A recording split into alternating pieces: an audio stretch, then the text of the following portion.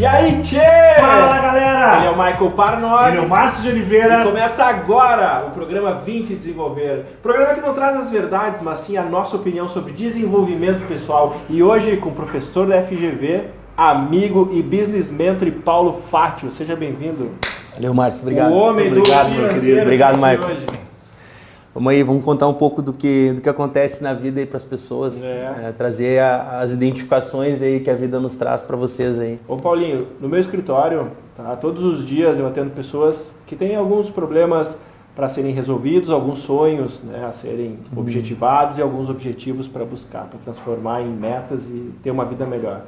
Uma grande área, né, que hoje é mal desenvolvida no ser humano, e desculpa a minha opinião, mas eu vejo isso na prática, é a saúde financeira. Como é que tu vê isso? É assim mesmo? Sim.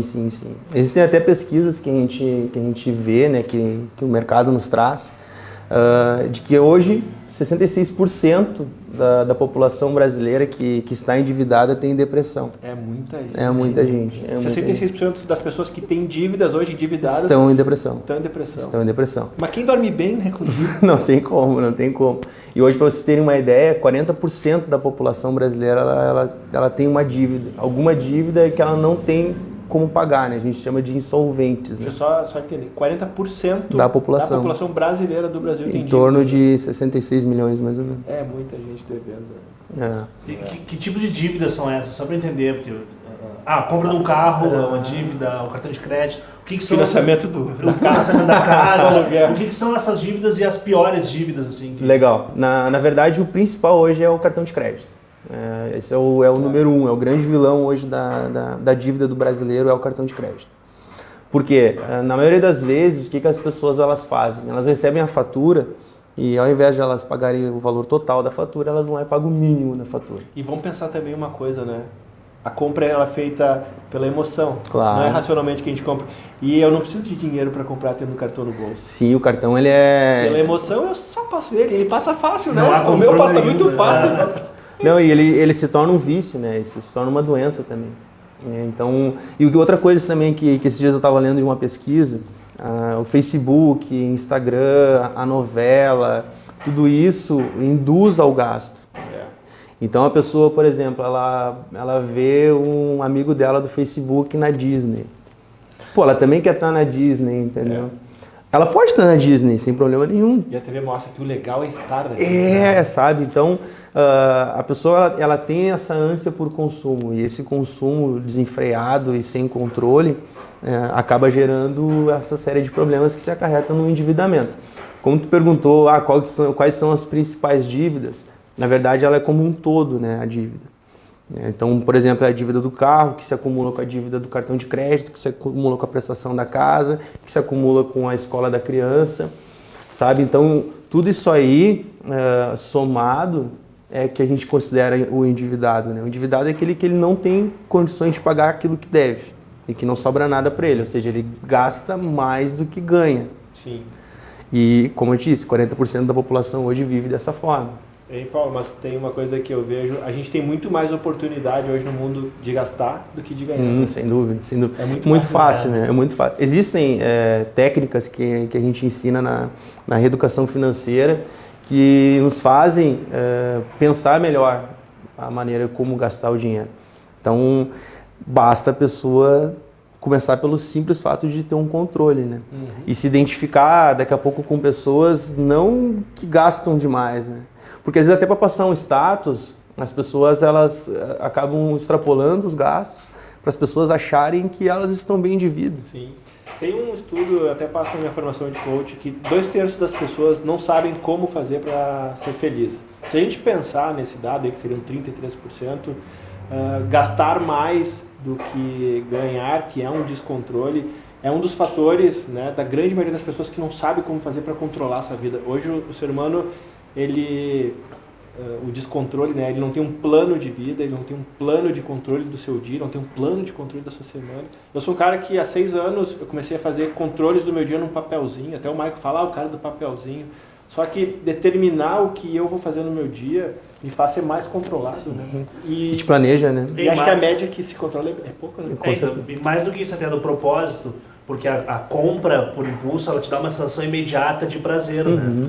Só que ela passa depois. E se tu não tem outras válvulas de escape que te deem prazer, a compra vai ser sempre pra onde tu vai, né, Paulo? É exatamente, isso que tu falou é um negócio muito legal. A maioria das pessoas, quando compram e sabem que não podem pagar, quando elas chegam em casa no outro dia, dá aquela depressão, assim, puxa vida, por que eu fui comprar?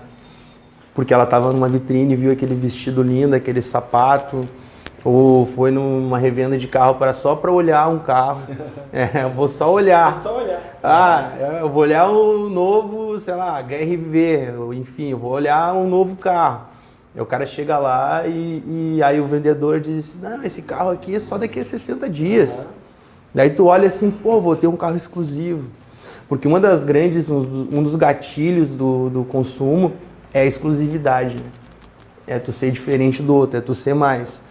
Então, se eu tenho um carro 2016, o outro tem que ter um 2017. Sim, a marca te dá esse poder. Também, né? a marca também. A marca de ser diferenciado pela marca que tu está usando, ela te dá esse poder. E a sensação de poder é o que a gente está buscando diariamente, né? De poder se sentir bem, o poder de ter poder em si, a marca te dá, né? É o status, né? É o que a propaganda nos traz, né? A propaganda, ela traz muito disso. Pô, é só tu parar para olhar uma propaganda comercial do Jornal Nacional. É uma hipnose. Né? É uma hipnose. Entendeu?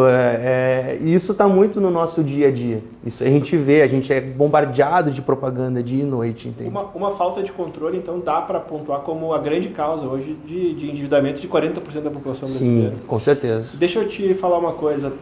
No próximo bloco, será que tem solução? É possível se organizar? Já organizou alguém? Já, com certeza. Minha vida financeira aí vem de 15 anos trabalhando em bancos.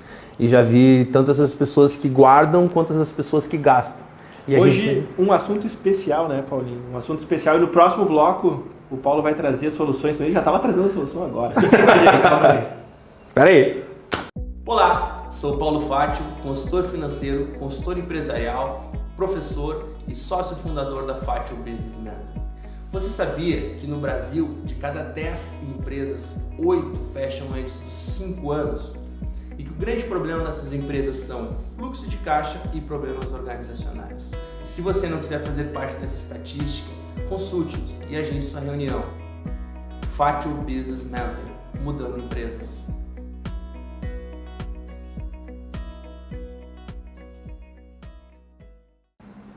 Estamos de volta hoje, Paulo Fátio, nosso Business Mentor em Finanças, aqui dando dicas. É possível ter controle financeiro, Paulinho? Sim. Eu venho da vida financeira, já trabalhei em bancos por 15 anos. Então, passei pelos mais variados bancos que o mercado tem. E eu atendia tanto o cliente que tomava crédito, que a gente chama no mercado financeiro de tomador, quanto o cliente investidor, né, que é o cliente que traz esse recurso para o banco.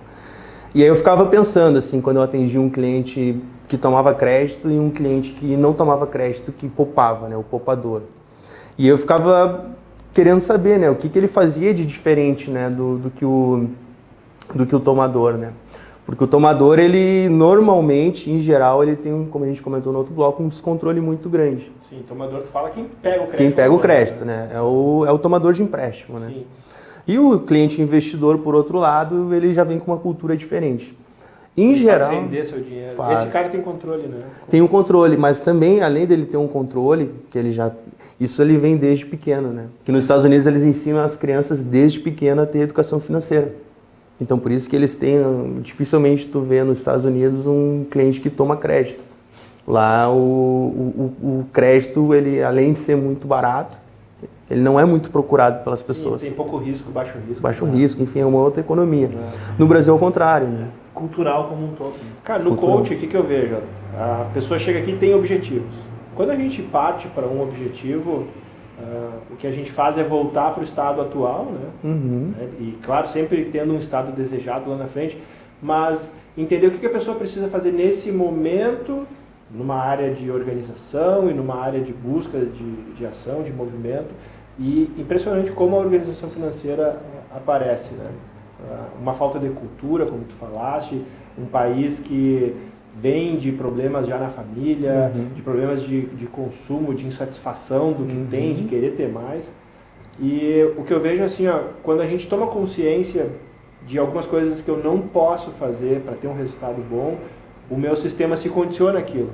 Eu, cara, tive inúmeros resultados positivos em organização financeira, que organizando financeiro sobrou mais dinheiro para investir em alguma área que era importante, para investir em algum projeto que era importante, e com esses passos, né, com essa questão indo em frente, a pessoa chegou no seu objetivo, que não era nada a ver com o financeiro, mas o financeiro também impedia. Sim. Né? A gente tem culturalmente no Brasil a questão de o dinheiro, ele não ser um impulsionador da tua felicidade, mas o objetivo fim.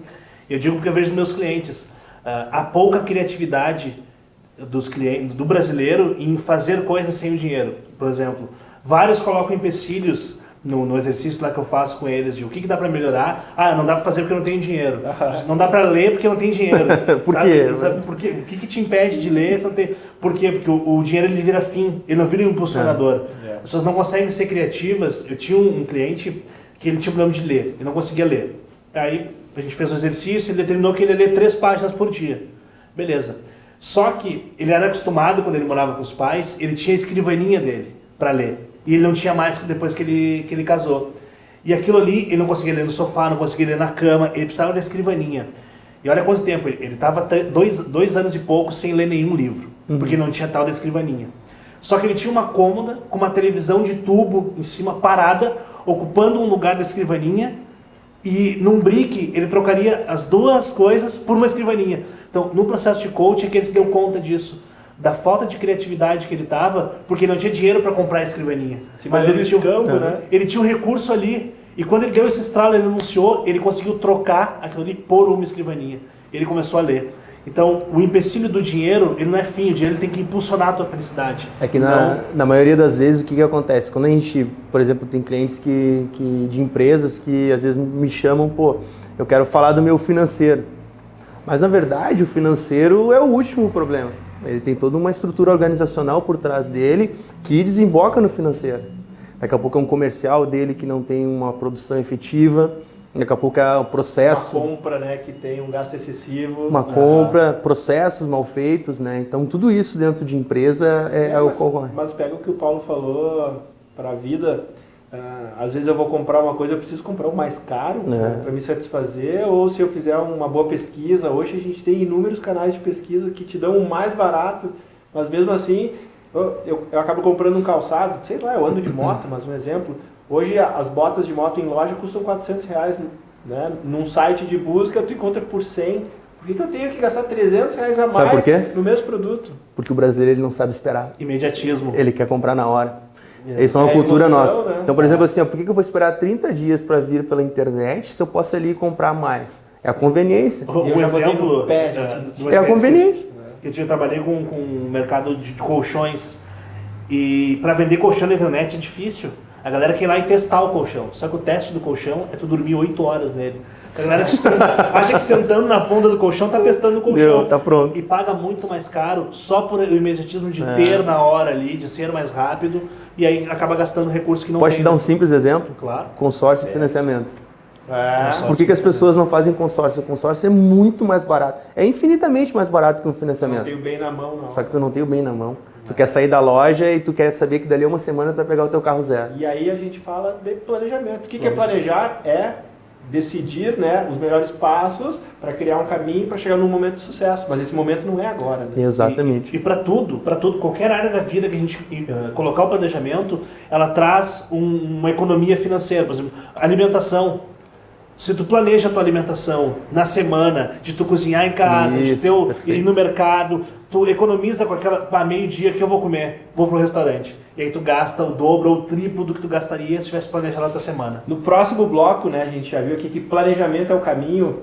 Vem dicas aí de um grande consultor, de um grande mestre, sobre como você aí, desse lado, organizar melhor sua vida financeira. Fica com a gente. Então vai embora. Olá, sou Paulo Fátio, consultor financeiro, consultor empresarial, professor e sócio fundador da Fátio Business Mentoring. Você sabia que no Brasil, de cada 10 empresas, 8 fecham antes dos 5 anos? E que o grande problema nessas empresas são fluxo de caixa e problemas organizacionais. Se você não quiser fazer parte dessa estatística, consulte-nos e agende sua reunião. Fátio Business Mentoring, mudando empresas.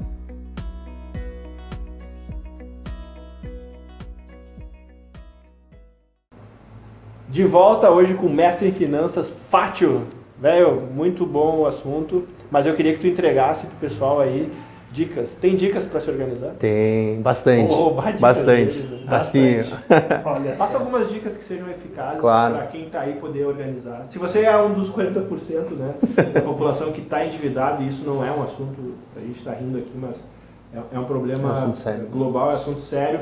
Aproveita algumas dicas e planeje melhor sua vida. se você está no lado dos 40%, quer passar para o lado dos 60% que não tem dívida, então siga esses passos que eu acho que vai ser bem importante para ti no teu dia a dia. Primeiramente, tu montar uma planilha, seja ela num pedaço de papel, seja ela no Excel, enfim, da forma como tu achar melhor. Não precisa ser tecnológico, desde que ela seja eficaz. Ali tu joga todas as tuas receitas e todas as tuas despesas do teu mês. Para quê? Para que tu gere planejamento e tu saiba quanto que isso vai te gerar de sobra ou de falta do teu recurso no final do mês.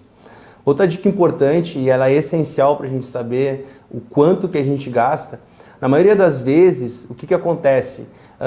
As pessoas elas só se apegam, se detêm naquelas dívidas fixas, conta de luz, conta de água, condomínio, prestações, enfim. Só que o dia a dia, a gente não sente o que acontece, a gente não sabe para onde vai o nosso dinheiro. Então termina o mês e, eu ganho 5 mil, eu tenho 3 mil de dívida mensal fixa e tá me faltando dinheiro, como? E aí você faz o seguinte, todos os gastos que você fizer diariamente, você anota num papel. Seja num papel, seja numa planilha, seja num aplicativo de celular, enfim, como você achar melhor.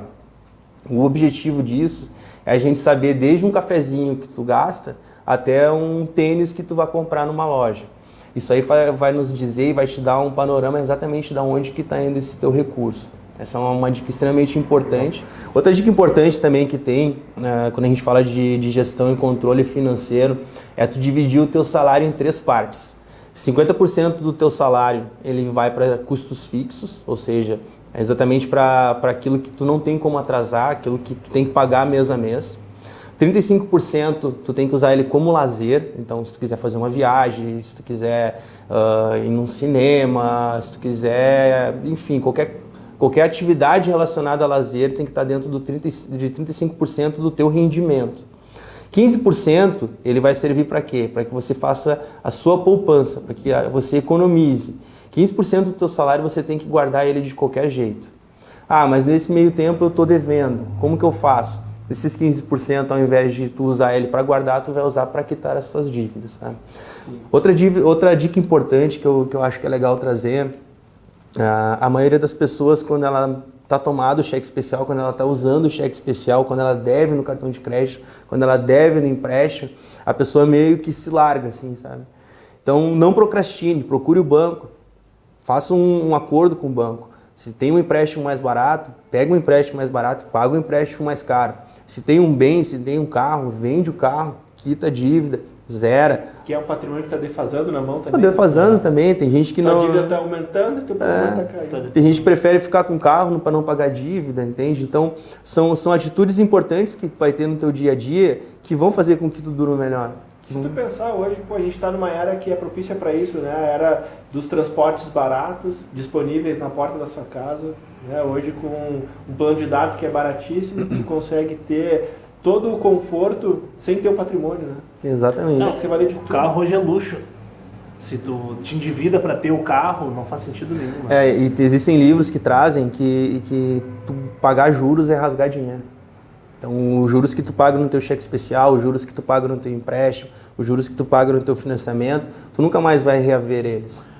Deixa eu ver se eu entendi ali a divisão do salário de 50, 35 e 15.